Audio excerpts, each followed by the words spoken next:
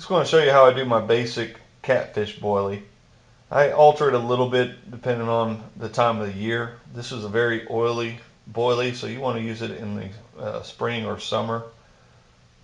This is 6 slices of moist white bread, maybe about 6.5 slices.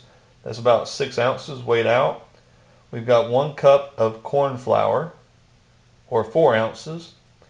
And then I took some cheap cat food, ran it through my food processor for quite some time, and ran it through a strainer just so I could get the fine flour consistency, or mill. Actually, it kind of looks like cornmeal when it's done.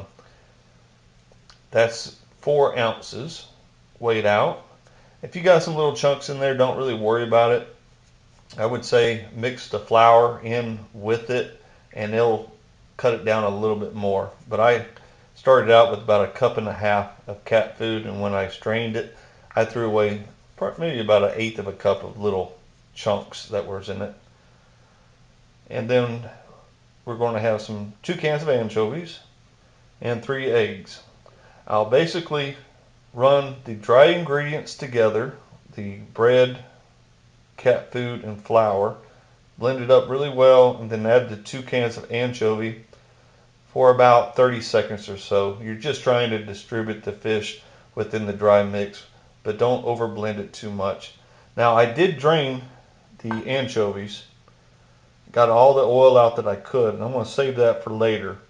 I'm going to coat the finished boilies in that oil and let the boilies soak it up and air dry.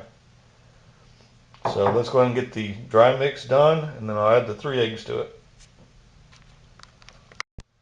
Okay, here's all the dry ingredients along with the 2 cans of anchovies. Through the processor, I'll mix up the egg and add it to it slowly.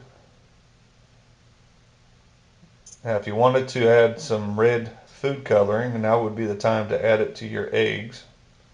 To get a bright color, bright red, add about a full teaspoon. To get a fainted, washed out red, maybe about a half a teaspoon.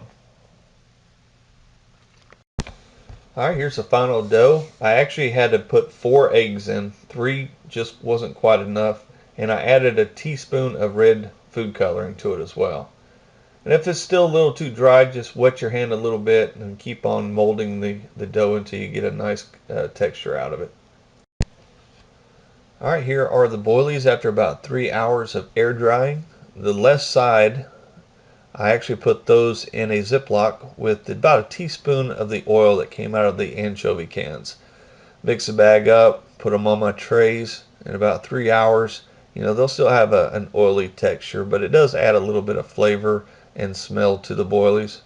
Had a good overall soft texture to them. And on the right side, I actually use anchovy paste on. Mix them up in the bag, let them air dry for an hour, and I repeated that process a couple different times. And the boilies seem to soak up the paste a little bit better than the oils. So I do prefer the paste, and it has a more pungent fish smell to it overall anyways. But these are a good chum. If you freeze them, they don't really stay on a hair rig very well. They'll kind of break apart a little bit. So if you plan on using a hair rig with them, you just might want to make up a fresh batch, maybe about a couple days before you go. Keep them in the refrigerator, and they'll come out pretty good. So they're good overall weekend bait.